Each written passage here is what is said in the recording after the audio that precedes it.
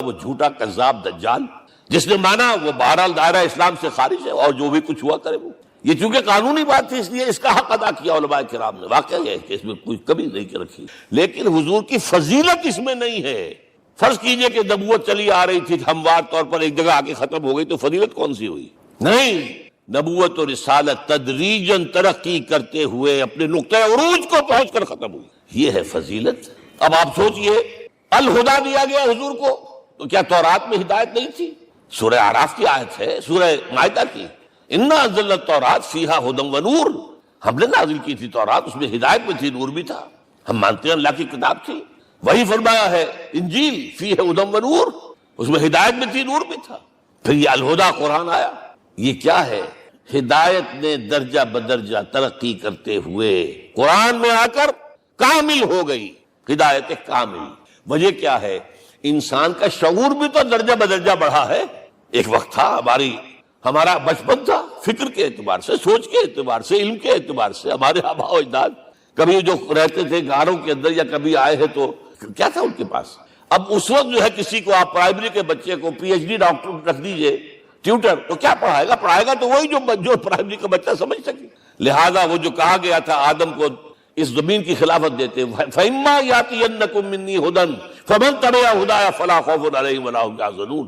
یہ ہدایت رفتہ رفتہ آئے گی. اور یہ بات جان لیجئے, پروفیسر ڈاکٹر محمد شریف نے جو کتاب لکھی ہے فلسفے کی تاریخ پر, اس میں بتایا ہے کہ 1200 برس انسانی تاریخ کے بہت ہی پروڈکٹیو ہے فلسفیانہ فکر کے لیے. From 600 BC to 600 AD 1200 years سارے فلسفے اسی میں پیدا ہوئے. سقراط, مختار, افلاطون اور یہ سب نکل گئے, اور کنفیوشس بھی آ گیا, تاؤ بھی آ گیا, اور بدھ بھی آ گیا, جین بھی آ گیا, سب آ گئے. گویا کہ انسان جب کچھ سوچ سکتا تھا, جتنا سوچ سکتا تھا سوچ چکا. اور یہ بھی سنا دوں, حضرت عیسیٰ نے کہا تھا اپنے حواریوں سے, ڈپارٹنگ جو میسج تھا, مجھے ابھی تم سے اور بھی بہت باتیں کرنی تھی لیکن تم ان کا تحمل نہیں کر سکو گے. جب وہ فارقلیت آئے گا صلی اللہ علیہ وسلم تو تمہیں سب کچھ بتائے. لہذا جب انسان بلوغت کو پہنچا ہے فلسفیانہ فکر کے اعتبار سے تب, اور یہ بھی نوٹ کر لیجئے, بہت اہم بات کہہ رہا ہوں, چند مہینے غار حرا کی تنہائیوں میں اللہ تعالیٰ نے حضور کو وہ سارا ذہنی سفر طے کرایا ہے. کیا کرتے تھے حضور جا کر غار حرا میں؟ کبھی سوچا آپ نے؟ اگر آپ یہودیوں میں پیدا ہوئے ہوتے تو یہودی طرز پر آپ عبادت کرتے. اگر کہیں عیسائیوں میں پیدا ہوتے تو عیسائیوں کی طرز پر آپ تو نہیں تھے. آپ تو پیدا وہ مشرکین میں شرک کرنے کا امکان ہی نہیں آپ کے لیے. تو کیا کرتے تھے؟ حدیث کے الفاظ یہ یتحنث فی, وہاں جا کر عبادت کرتے. اب شارحین حدیث نے بہت عمدہ لکھا ہے, کان صفت تعبدہ فی غار حرا التفکر والاعتبار. غار حرا میں آپ کی عبادت فکر, غور و فکر, تفکر و اعتبار, جس کی میں تعبیر یہ کر رہا ہوں, جس کو کہا کبھی اکبر الہ آبادی نے, خدا کے کام دیکھو بعد کیا ہے اور کیا پہلے, نظر آتا ہے مجھ کو بدر سے غار حرا پہلے. تم غار حرا کو نہیں جانتے. مصطفیٰ اندر حرا خلوت گزید, قوم آئین و حکومت آفرید. The most productive part of the period life of Muhammad is that which he passed in غار حرا. فکر کی ساری جو ہیں بلندیاں طے کی, تب آیا ہے اقرا بسم ربک. اب اللہ کا الہدا شروع. اچھا, اسی طرح نمبر 2, دین حق مکمل ہوا ہے. ورنہ جب ہم کبھی غاروں میں رہتے تھے کسی میونسپلٹی کا بھی سوال نہیں, نظام کسے کہیں گے. پھر یہ ہے کہ قبائلی نظام آیا, چلیے ایک شیخ ہے اس کا کہنا ماننا ہے سب کو, کچھ نظام تو بن گیا نا. اور نظام جہاں آئے گا جکڑ بندی ہو جائے گی. اب تم فلاں قبیلے کے شخص ہو, اس کا قبیلے کا سردار یہ, تمہیں حکم ماننا پڑے گا. اس قبیلے کی روایت یہ, تمہیں پیروی کرنی پڑے گی. You have to do it whether you like it or not. پھر آپ کی سٹی اسٹیٹس وجود میں آئی, پھر امپائرز وجود میں آ گئے. 400-500 برس سے رومن امپائر, 400-500 برس سے ایرانین امپائر عرب کے اوپر ایسے تھی جیسے افغان کے سر کے اوپر بہت بڑا جو ہے پگڑ رکھا ہوتا ہے. کتنا بڑا ہوتا ہے وہ, کسی نے شعر کہا بھی تھا, مجھے تو اب یاد نہیں, کہ سر پہ باندھے ہوئے پورا افغانستان. میرا خیال ہے ضمیر جعفری. تو کیا تھا یہ جزیرہ نما عرب, یہ جزیرہ کہلاتا ہے الجزیرہ. اس لیے کہ نیچے آپ کو معلوم ہے بحیرہ عرب, ادھر جو ہے خلیج آ رہی ہے آخر تک, ادھر سے بحیرہ قلزم جا رہا ہے, اور پھر خلیج عقبہ آ گئی ہے. تو یہ سارا جو ہے جزیرہ نما ہے, اس سے پیننسولا. لیکن عرب اوپر 2 اور ہیں, عراق عرب, شام عرب. عراق عرب پر قبضہ ایران کا, شام عرب پر رومیوں کا. اور جب یہ سلطنتیں بن گئیں تو گویا کہ انسان شکنجے میں آ گیا. ظلم, محنت کرے کسان, عیش کرے جاگیردار, اور بادشاہ محل بنائے، لگان وہاں سے آ رہا ہے، از جفائے دے خدایاں کشتے دہ خانہ خراب، کرگے پر بیٹھا ہوا کوئی کھدر بن رہا ہے، ٹیکس دو، بادشاہ محل بھی بنائے گا، یاشیاں بھی کرے گا، سارا نسوانی حسن جو ہے کوہ قاف کا لے آئے گا اپنے ہاں، اور پھر فوج بھی رکھے گا، ذرا تم نے گردن اٹھائی تو تمہاری سرکوبی کرنے کے لیے فوج تیار ہے۔ یہ جب جکڑ بند آئی ہے انسان پر، تب محمد کو بھیجا گیا ہے، دی لیبریٹر، اسے آزاد کرانے والا، دین حق دیا گیا۔ یہ دین حق قرآن مجید میں اسی لیے کہا گیا، یہ میں کہہ رہا ہوں تکمیل رسالت النبوت، الیوم اکملت لکم دینکم واتممت علیکم نعمتی ورضیت لکم الاسلام دینا۔ آج میں نے تمہارے لیے تمہارے دین کو کامل کر دیا ہے، یہ مکمل نظام زندگی ہم نے دیا ہے، پہلے تھا ہی نہیں، لہذا کسی اور نبی سے یہ نہیں کہا گیا کہ اس کو غالب کرو، میں نے آپ کو بتا دیا کہیں نہیں ہے، نہ نوح نہ ہود نہ صالح نہ ابراہیم نہ موسیٰ نہ عیسیٰ، کوئی بھی نہیں، اور حضور سے کہا گیا یہ دین اب غالب کرو۔ اگر صرف تم کتاب میں لکھ کر دے جاؤ اور اس کے مثال پیش نہ کر سکو، دنیا کہے گی بہت اچھی شاعری ہے۔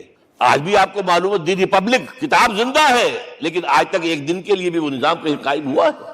ہم یہی کہیں گے کہ ٹھیک ہے، یہ جو ہے ایک خواب ہے، اللہ اللہ سر، اس کے سوا کیا یوٹوپیا ہے، اس نظام کو قائم کر کے دکھاؤ۔ اب آپ اس کو اینالائز کر لیجئے، اچھی طرح سمجھ لیجئے، It was the revolutionary role which was assigned to محمد صلی اللہ علیہ وسلم۔ نظام کو بدلنا، اسی کا نام تو انقلاب ہے۔ انقلاب کسے کہتے ہیں؟ دنیا میں دو نظام ایک جگہ نہیں ہو سکتے، مذہب 100 بھی ہو سکتے ایک جگہ، مذہب لمیٹڈ ہے، آپ کی ذاتی زندگی، آپ کے کچھ عقائد ہیں، کچھ عبادات ہیں، کچھ رسومات ہیں، کچھ سوشل رائٹس ہیں، یہ ہے بس۔ تو یہ تو 100 بھی they can coexist۔ امریکہ میں کتنے ہیں؟ مسلمان گئے مسجدیں بنا لی ہیں، ہندو گئے مندر بنا لیے ہیں، سکھ گئے ہیں ان کے گردوارے بنے ہوئے ہیں، سلوتے یعنی یہودیوں کے عیسائیوں کے تو بے شمار ہے ہی ہیں، لیکن ہے ہمہ مذہب۔ لیکن دین تو دو نہیں ہو سکتے، یا ڈیموکریسی ہوگی یا بادشاہت ہوگی، ایک تو دو تو نہیں ہو سکتے، یا کیپٹلزم ہوگا یا سوشلزم ہوگا، دو تو نہیں ہو سکتے، یا تھیوکریسی ہوگی یا ڈیموکریسی ہوگی، دو نہیں ہو سکتے۔ اور یہ بھی آپ کو معلوم ہے دنیا میں کہیں ویکوم نہیں ہے، نظام کے اعتبار سے کبھی نہیں رہا ہے، ہر ایک نظام موجود ہے۔ آپ کوئی دوسرا نظام لانا چاہتے ہیں، پہلے اس کو جڑ سے اکھیڑنا پڑے گا۔ گفت رومی ہر بنائے کوہنا کا باداں کنند، تو نہ دانی اولا تعمیر راں ویرا کنند۔ رومی نے کہا ہے کہ دیکھو اگر کوئی نئی تعمیر تمہیں کرنی ہو تو تم جانتے نہیں ہو، پہلے پرانی تعمیر کو گرانا پڑتا ہے، پہلے آپ نظام جڑ سے کھینچ کر پھینکیں گے باہر، تب نظام لائیں گے نا۔ اور یہ ظاہر بات ہے جو نظام بھی ہے اس کے ساتھ ویسٹڈ انٹرسٹ ہے، اس کے ساتھ پریویلیجڈ کلاسز ہیں، دے وانٹ اسٹیٹس کو، وہ کوئی تبدیلی نہیں ماننے کو تیار، کیونکہ اسی نظام کی شاخوں پر تو ان کے گھونسلے بنے ہوئے، وہیں سے تو مفادات ان کے وابستہ ہے۔ لہذا نظام جو ہے بدلنے کے لیے جانیں دینی پڑتی ہیں، خون بہانا پڑتا ہے، جان جوکھوں کا کام کرنا پڑتا ہے، اس کے بغیر نظام نہیں بدلتا۔ اور محمد کا رول صلی اللہ علیہ وسلم، یہ ہے وہ عظمت محمد کی جو انسان نے پہچانی ہے۔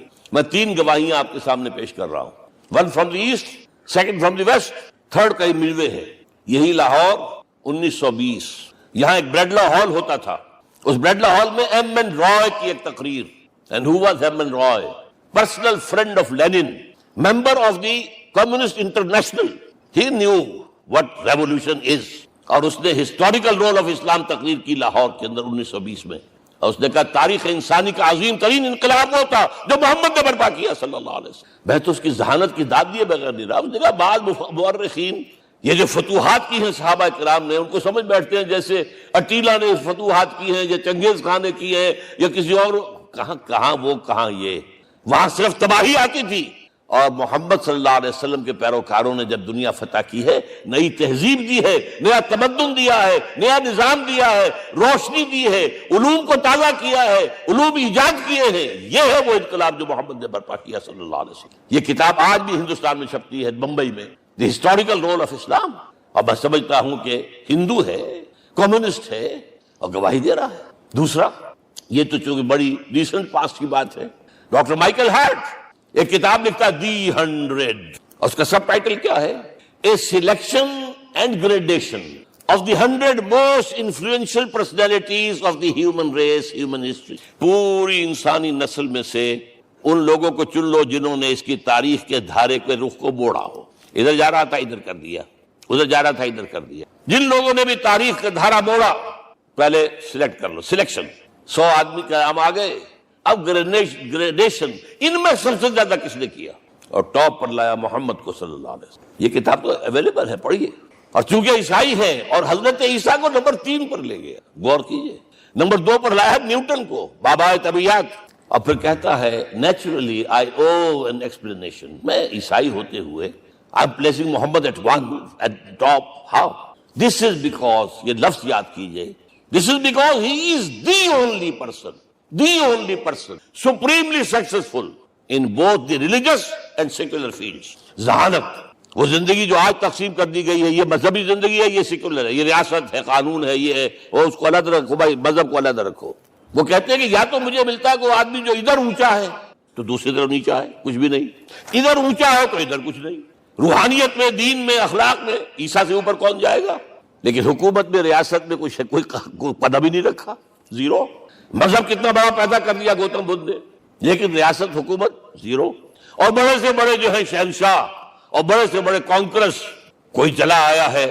آپ سوچئے جو گریک آ رہا ہے, جو سکندر اعظم کہاں سے چل کر مقدونیہ سے کہاں پہنچ گیا, بیاس تک.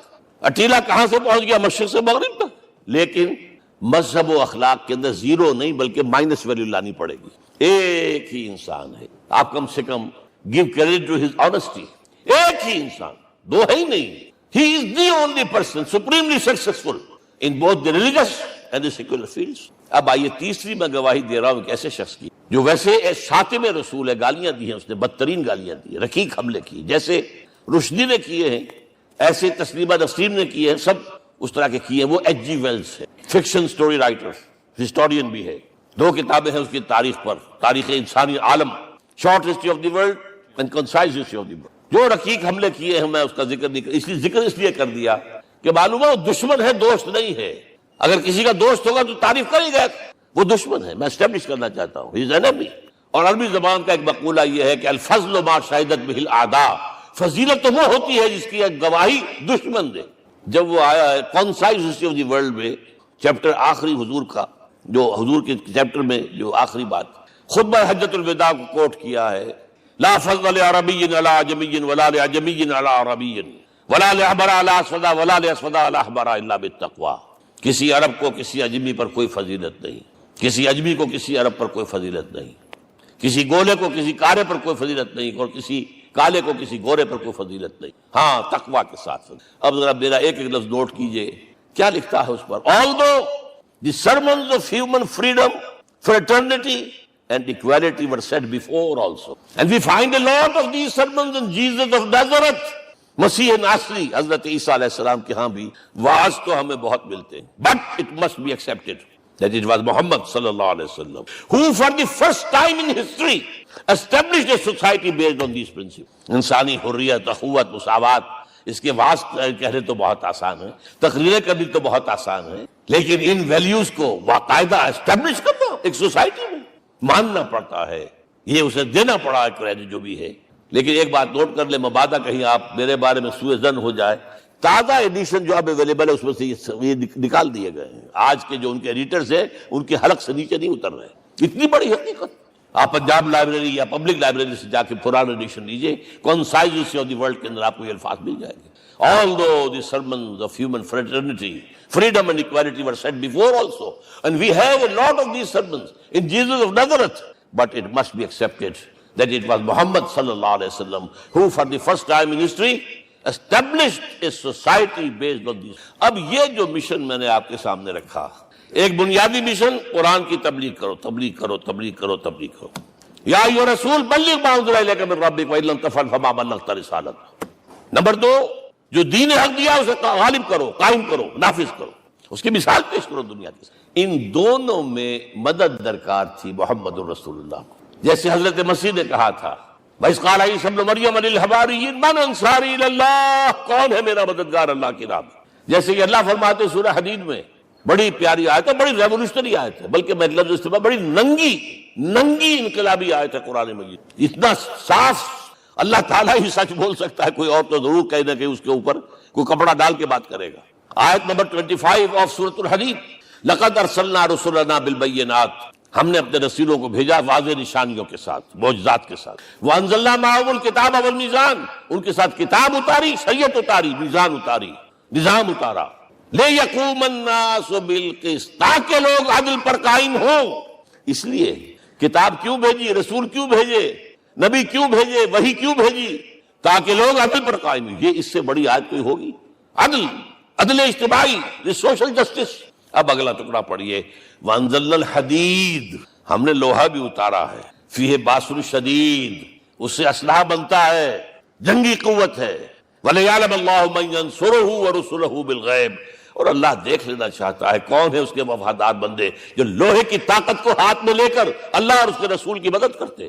دین اللہ کا، اسے قائم کرنا اللہ کی مدد ہے، اسے قائم کرنا محمد کا فرض ہے، اس کے جد و جہد کرنا محمد کی مدد ہے صلی اللہ علیہ وسلم۔ یہ تھی نصرت، اور یہ نصرت آپ کو معلوم ہے حضور کی زندگی میں صحابہ نے کرام نے کی ہے کہ نہیں کی؟ جو شخص ایمان لایا فوراً داعی بن گیا، فوراً۔ ابو بکر ایمان لائے، اور 6 جو ہیں عشرہ مبشرہ میں سے چوٹی کے صحابہ، وہ ان کی دعوت پر ایمان لائے۔ سعد ابن ابی وقاص، طلحہ، زبیر، عثمان، سعید ابن زید، یہ سب کون ہیں؟ حضرت ابو بکر کی دعوت۔ نوجوان ہیں، مصعب بن عمیر کو گھر سے نکال دیا چچا نے، اور بڑا کر کے نکالا ہے کم وقت میں، اس لیے کہ باپ مر گیا تھا، بہت دولت چھوڑ گیا تھا، ماں نے بڑے ناز و نام میں پالا تھا۔ کہتے ہیں 200 درہم کا جوڑا اس کا بن کر آتا تھا شام سے، جیسے کبھی ہم کہتے تھے کہ پنڈت نہرو کے کپڑے جو ہے پیرس سے سل کر آتے ہیں، اور جہاں سے گزر جاتا تھا مصعب، اتنا اس نے لگایا ہوتا تھا عطر کے پوری گلی جو ہے وہ خوشبو سے جو ہے بھر جاتی۔ چچا نے بلایا، تم جو یہ گلچھرے کر رہے ہو اپنے باپ کی دولت پر نہ، اور تم اسے کہتے ہو کافر، نکل جاؤ گھر سے۔ کوئی چلنے لگے، he was a ten ager, چلنے لگے۔ وہ سمجھا تھا کہ میرے یہ کہنے سے اس کے تو اس کو تارے نظر آ جائیں گے، یہ فوراً جو ہے توبہ کرے گا، پلٹ آئے گا۔ چلنے لگے تو اسے اور غصہ آیا، یہ کپڑے بھی اسی باپ کے ہیں، اتارو۔ وہی اتارے کپڑے، مادرزاد برہنہ ہو کر ماں کے پاس گئے ہیں۔ ماں نے آنکھوں پر ہاتھ رکھا، مصعب کیا ہوا ہے؟ فرمایا امی میں موحد ہو گیا ہوں، یہ ہے توحید۔ اور اب جا کر حضور کے دامن میں بیت ارقم میں اب ہمہ وقت کارکن ہے، قرآن اتر رہا ہے، پڑھ رہے ہیں، سمجھ رہے ہیں، قرآن اتر رہا ہے، یاد کر رہے ہیں۔ اور اس کے بعد جب کہا تھا مدینے والوں نے بیعت عقبہ اولیٰ پر کہ حضور ہمارے سے آپ کی ملاقات تو سال کے بعد ہی ہوگی، درمیان میں تو آپ کو معلوم ہے خونریزی ہے، کوئی قافلہ بچ کے نہیں آ سکتا، تو اب آپ ہمیں کوئی اپنا شاگرد دیجئے۔ مصعب بن عمیر کو حضور نے کہا جاؤ ان کے ساتھ۔ وہاں ان کا نام پڑ گیا المقری، پڑھانے والا، قرآن پڑھانے والا۔ 75 آدمی اگلے سال لے کر آ گیا ہے، اور اسی سے بیعت عقبہ ثانیہ ہوئی ہے، اور ہجرت کا راستہ کھل گیا۔ اور اس کو ایک دفعہ حضور نے دیکھا، مسجد کے دروازے کے سامنے سے گزر رہا تھا مصعب، پھٹا ہوا کمبل تھا جسم پہ لپیٹا ہوا تھا۔ حضور کی آنکھوں میں آنسو آ گئے۔ غزوہ احد میں شہید ہوا کس طرح؟ علم بردار تھا، ایک ہاتھ پر وار پڑا ہے، کٹ کے گر گیا، ایک ہاتھ سے تھاما، دوسرے پر بھی گر گیا، دونوں جو بچے ہوئے حصے تھے اس سے تھاما۔ پھر جب ختم ہو گئے، اس کے بعد جو ہے جب دفن کر رہے تھے تو حضور کے سامنے پرابلم لایا گیا۔ مصعب کے جسم پر تو کوئی کپڑا ہی نہیں تھا سوائے ایک چادر کے، ایک دھوتی، اللہ خیر اللہ۔ اور شہید کا کفن ہوتا ہے اس کا اپنا لباس۔ حضور وہ اتنا چھوٹی ہے وہ چادر کہ پاؤں ڈھانپتے ہیں تو سر کھل جاتا ہے، سر ڈھانپتے ہیں تو پاؤں کھل جاتے ہیں۔ فرمایا سر کو ڈھانپ دو کپڑے سے اور پیروں پر گھاس ڈال دو۔ That was the last dress which Musab got۔ تو یہ لوگ جو تھے محمد رسول اللہ والذین معہ، یہ ساتھی حضور کے جنہوں نے حضور کے مشن میں آپ کا ساتھ دیا۔ اور ایک خاص مرحلے کا تو میں آپ کے سامنے ذکر ہی کر دوں، اس لیے کہ دین کی اقامت، دین کا غلبہ، اس میں تو جہاد اور قتال آئے گا لا محالہ۔ Nobody is going to allow you to change the system۔ اگر سسٹم بدلتا ہے تو اس کے ساتھ جو مفادات بدلتے ہیں وہ ختم ہو جاتے ہیں، جو پریولیجز ہیں وہ ختم ہو جاتے ہیں۔ لہذا جب غزوہ بدر کا مرحلہ آیا ہے، حضور نے مجلس شورا منعقد کی، اور آپ نے جو وہی سے آپ کو بتا دیا گیا تھا، دیکھو ایک قافلہ آ رہا ہے شمال سے، مال غنیمت سے لدا پھدا ہے، اور 50 صرف اس کے ساتھ محافظ۔ ایک لشکر آ رہا ہے جنوب سے، ویل کانٹے سے لیس، اور اللہ نے وعدہ کیا ہے کہ ایک پر ضرور تمہیں فتح دے گا، بتاؤ کدھر چلے۔ یہ اصل میں کسی بھی سپہ سالار کے لیے وقت ہوتا ہے کہ اپنے ساتھیوں کے مورال کا اندازہ کرے۔ کچھ ہوں گے ہم جیسے کمزور بھی، انہوں نے کہا کہ حضور پہلے قافلے کی طرف چلے، آسانی سے فتح بھی ہو جائے گی اور ہتھیار مل جائیں گے ہمیں، ہمارے پاس تو ہتھیار بھی نہیں ہے، گنتی کے لوگوں کے پاس تلواریں بھی نہیں سب کے پاس، تو 50 آدمیوں کے ہتھیار تو ملیں گے، پھر لشکر سے نپٹ لیں۔ اب حضور کہہ رہے ہیں اشیرونی اشیرونی اشیرونی۔ حضرت مقداد بن اسود کھڑے ہوتے، حضور ہمیں موسیٰ کے ساتھی نہ سمجھیے جنہوں نے کہہ دیا تھا فَذْهَبْ أَنْتَ وَرَبُّكَ فَقَاتِلَا إِنَّا هَاهُنَا قَاعِدُونَ۔ ہم موسیٰ کے ساتھی نہیں ہیں، ہم آپ کے جانثار ہیں۔ آپ جو آپ کی نیت ہے آپ بسم اللہ کیجیے، اب آپ کو کیا پتا ہمارے ذریعے آپ کو اللہ تعالیٰ آنکھوں کی ٹھنڈک عطا فرمائے۔ حضور پھر فرمایا مجھے مشورہ دو، مجھے مشورہ دو۔ تب خیال آیا سعد ابن عبادہ رضی اللہ تعالیٰ عنہ کو، جو رئیس انصار تھے، ہو نہ ہو یہ ہماری طرف روئے سخن ہے، کیونکہ بیعت عقبہ ثانیہ جس کے نتیجے میں ہجرت ہوئی ہے اس میں طے یہ ہوا تھا کہ اگر یہ مکے والے مدینے پر حملہ آور ہوں گے آپ کو ختم کرنے کے لیے، ہم آپ کی حفاظت ایسے ہی کریں گے جیسے اپنے بیوی بچوں کی۔ اور ابھی مدینے پر حملہ ہوا نہیں ہے، حضور پری ایمپٹ کر رہے ہیں، باہر نکل کر مقابلہ کرنا چاہ رہے ہیں، تو گویا کہ انصار کور نہیں ہوتے اس کے اندر، اس لیے بار بار اشیرونی، مجھے مشورہ دو۔ اب سعد بن عبادہ کھڑے ہوتے ہیں، کانک تعنینا یا رسول اللہ صلی اللہ علیہ وسلم، اے اللہ کے رسول شاید آپ کا روئے سخن ہماری جانب، فإنا آمنا بک وصدقناک، ہم آپ پر ایمان لا چکے ہیں، ہم نے آپ کی تصدیق کی، اب ہمارے پاس چوائس کون سا ہے؟ اگر آپ آگے چلیں ہم پیچھے چلیں گے، اگر برق الغماد تک پہنچیں گے ہم اپنی اونٹنیوں کو دبلا کر دیں گے، یمن کا آخری شہر جو ہے برق الغماد، اور اگر آپ ساحل سمندر پر کھڑے ہو کر اپنی سواری سمندر میں ڈالیں گے ہم بھی ڈال دیں۔ بہرحال یہ مراحل ہیں کہ جن سے گزر کر حضور نے اللہ کے دین کو غالب کیا اور قائم کیا، اور اس ہر سطح پر، ہر مرحلے پر صحابہ کرام نے آپ کا ساتھ دیا، جہاں آپ کا پسینہ گرا وہاں انہوں نے اپنی خون کی ندیاں بہا دی۔ محمد رسول اللہ والذین معہ اشداء علی الکفار رحماء بینہم، یہ ہے در حقیقت عظمت محمد صلی اللہ علیہ وسلم۔ آج کے دور میں سمجھ لیجئے اچھی طرح، یہ دور جس کا کہ فاتح ہے حضور، فاتح سے مطلب افتتاح کرنے والے، اس دور میں اجتماعی نظام کی اصل اہمیت ہے۔ اجتماعی نظام غلط ہے، ایکسپلائٹیٹو ہے، تقسیم دولت کا نظام غلط ہے۔ کیا ہوگا؟ ایک طرف دولت جمع ہوگی، ایکومولیشن آف ویلتھ، ایک طرف بھوک، افلاس، فاقہ ہوگا۔ شاہ ولی اللہ دہلوی کہتے ہیں کہ جس معاشرے میں تقسیم دولت کا نظام غلط ہو جائے، یہ دو دھاری تلوار ہے، دو دھاری، دونوں طرف کاٹتی ہے۔ ایک طرف دولت جمع ہوگی تو عیاشیاں ہوں گی، بدماشیاں ہوں گی، گلچرے ہوں گے، وہ بھی خراب، معاشرے کے لیے خراب۔ اور ایک طرف فقر ہوگا اور بھوک ہوگی اور فاقہ ہوگا، یہ بھی خراب۔ اس لیے کہ حضور فرماتے ہیں کاد الفقر یکون کفرا، فقر تو انسان کو کفر کی حد تک پہنچا دیتا ہے، لہذا فق کو کل نظام کو توڑنا ہوگا۔ یہ الفاظ شاہ ولی اللہ دہلوی رحمۃ اللہ علیہ کے، جو 12ویں صدی ہجری کے مجدد۔ اس نظام کو بدلنا، اب آپ سوچئے حضور صلی اللہ علیہ وسلم نے جب اپنے اس مشن کی تکمیل کر لی، تو میں اب دو باتیں آپ کو بتا رہا ہوں۔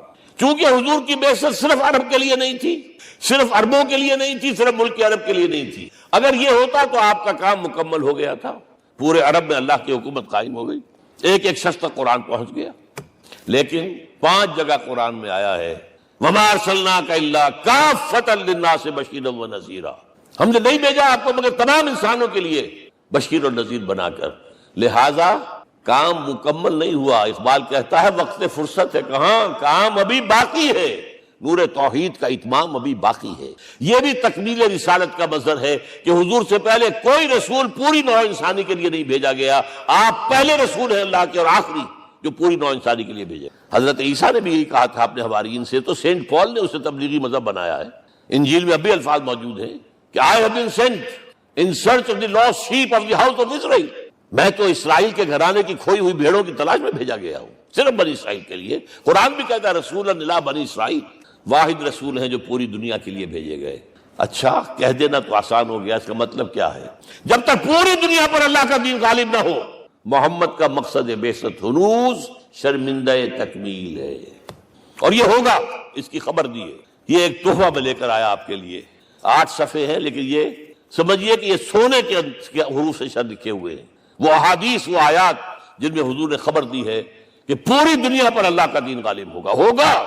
ہو نہیں سکتا کہ دنیا ختم ہو جائے اور محمد کا مقصد بعثت ابھی مکمل نہ ہو، ناممکن۔ ان آیات کو پڑھیے، ان میں پھر احادیث پڑھیے۔ میں صرف 2 حدیثیں آپ کو سنا دوں۔ ایک میں حضور نے اپنے زمانے سے لے کر قیامت تک کے 5 ادوار گنائے ہیں، آپ پڑھ لیجیے گا، ٹیکسٹ ہے یہ، اور خدا کے لیے اس کی قدر کیجیے گا۔ یہ آیات ہیں، احادیث پھینک نہ دیجیے خدا کے لیے۔ اور اس کے اندر جو ہے اس وقت کے جو مایوسی کے اندھیارے ہمارے اوپر چھائے ہوئے ہیں، اس کا علاج ہے کہ نہیں، اور بھی دور فلک ہیں ابھی آنے والے، ناز اتنا نہ کریں ہم کو ستانے والے۔ بہرحال حضور نے جب اپنا مشن عرب کی حد تک مکمل کر لیا، تو اب ایک بات نوٹ کیجئے، خطبہ حجۃ الوداع 1.25 لاکھ کا بجوا، حضور نے اپنے اس خطبے میں اپنی تعلیمات کے جو اہم نکات تھے انہیں اور دہرایا 3 مرتبہ ایک بات کی ہے۔ لاؤڈ سپیکر تو تھا نہیں، پہلے آپ ادھر رخ کرتے تھے، آپ کہتے تھے کچھ، ادھر لوگ آدمی آگے کھڑا ہوا اس کو آگے پہنچاتا اور آگے پہنچاتا تھا، پھر آپ سامنے رخ کر کے کہتے تھے، پھر بائیں طرف رخ کر کے 3 مرتبہ، ایک لفظ 3 مرتبہ۔ آخر میں ایک سوال کیا ہے، الا هل بلغت، دیکھو لوگوں میں نے پہنچا دیا یا نہیں؟ کیونکہ قرآن میں تحدید آئی تھی، اے نبی، یا ایھا النبی بلغ ما انزل الیک من ربک وان لم تفعل فما بلغت رسالتہ، اے نبی جو کچھ تم پر نازل کیا گیا اللہ کی طرف سے پہنچا دو، اور اگر نہیں کیا تو رسالت کا حق ادا نہیں ہوگا۔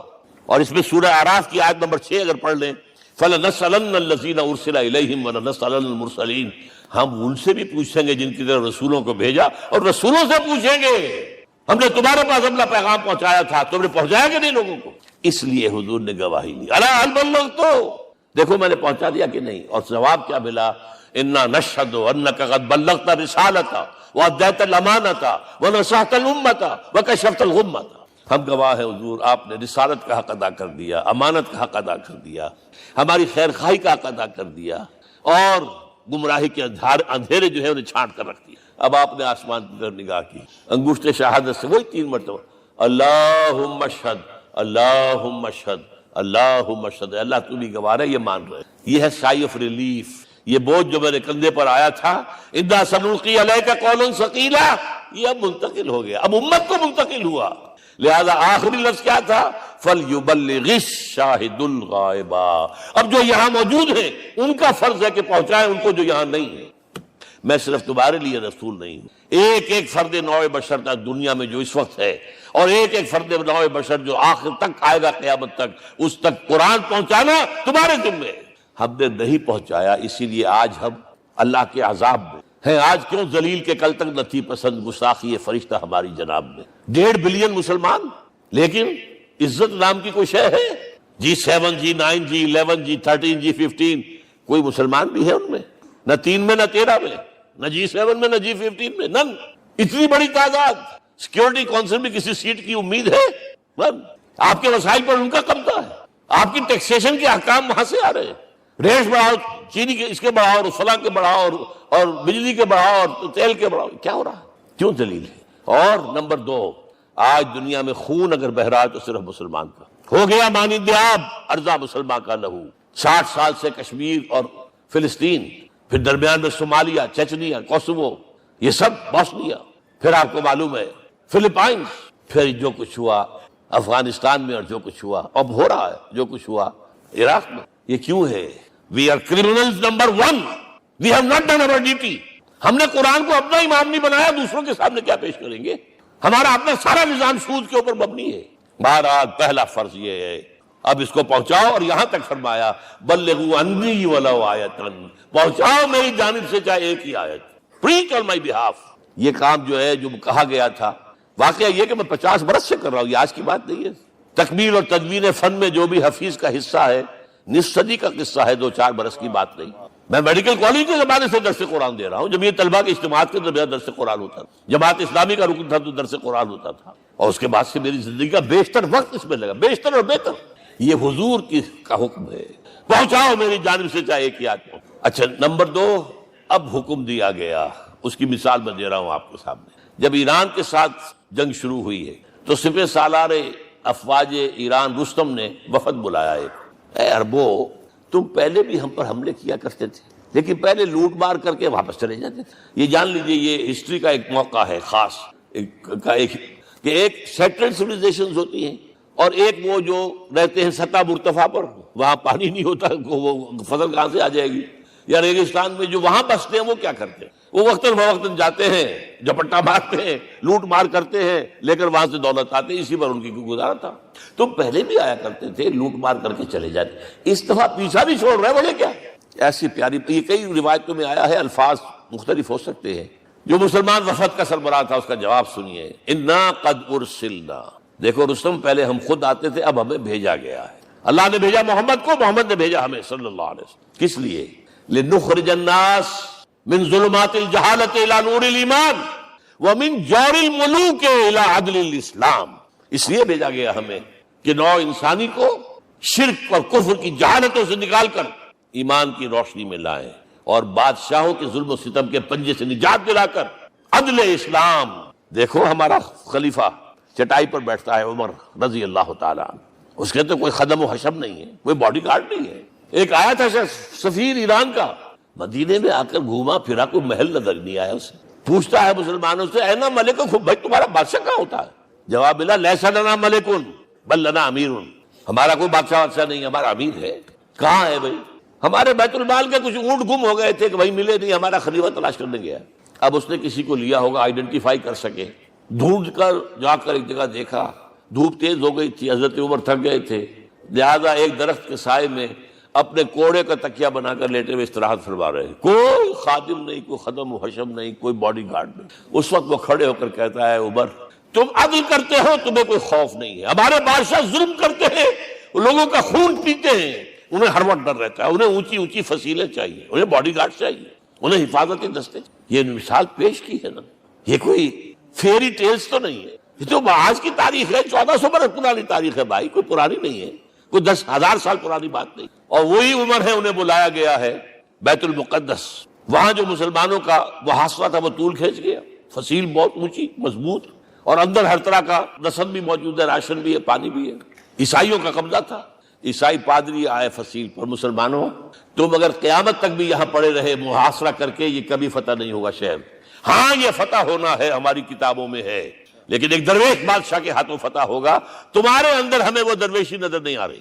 وہ چونکہ کچھ عرصہ ہو گیا تھا، شام میں پہنچ گئے تھے، خربوزے کو دیکھ کے خربوزہ رنگ پکڑتا ہے، اچھا لباس پہننا شروع کر دیا، اور وہاں تھے امین هذه الامہ ابو عبیدہ بن الجراح رضی اللہ تعالی عنہ، یکی از عشرہ مبشرہ، ان کا فوراً کلک کیا، یہ بادشاہ مدینے میں بیٹھا ہوا تو ہے، یہاں سے ریکویسٹ کی گئی ہے آپ تشریف لائیے۔ اب 700 میل کا سفر ہے، کوئی ذاتی سفر نہیں، کسی بیٹے کے کنووکیشن میں کے لیے نہیں گئے ہیں، کوئی انٹوریج نہیں ہے، کچھ نہیں، ایک اونٹ، ایک خادم، اور اسی اونٹ پر راستے کا راشن، لہذا ایک آدمی بیٹھ سکتا ہے۔ اب ایک منزل خلیفہ اوپر تشریف فرما ہے اور خادم ہاتھ پکڑ کر آگے چل رہا، اگلی منزل خادم اوپر بیٹھا ہے اور خلیفہ ہاتھ پکڑ کے آگے چل رہا۔ جب آخری منزل آئی ہے تو باری ہو گئی اس خادم کی، اس نے ہاتھ جوڑ دیے، خدا کے لیے لوگ دیکھیں گے، مجھے ماریں گے، تمہیں شرم نہیں آئی؟ خلیفۃ المسلمین جو ہے وہ آگے آگے تمہارے چل رہے تھے، تم براجمان تھے۔ حضرت عمر نے ڈانٹ پلائی، اب دوڑو نہیں، باری تمہاری ہے۔ وہ بیٹھا ہوا اوپر، حضرت عمر پھنکیل پکڑ کر آ رہے ہیں، اور بیچ میں کہیں کیچڑ آ گیا تھا، جوتیاں بھی ہاتھ میں پکڑی ہوئی ہیں۔ اب وہاں آتے ہی انہیں لے جایا گیا فصیل کے سامنے، انہوں نے اوپر سے اپنی کتابیں دیکھیں، ہاں یہی ہے درویش بادشاہ، یہ فتح نہیں ہوا تھا یروشلم، یہ ایک صلح کے طور پر انہوں نے دیا ہے، کھول دیا، آ جاؤ۔ اور انہوں نے شرط رکھوائی تھی کہ کہیں یہاں یہودیوں کو آباد نہیں ہونے دیں گے آپ۔ حضرت عمر نے اتنی رعایت کی تھی یہودیوں کے لیے کہ وہ یہاں آئیں، اپنے مقدس مقامات کی زیارت کر کے جا سکتے۔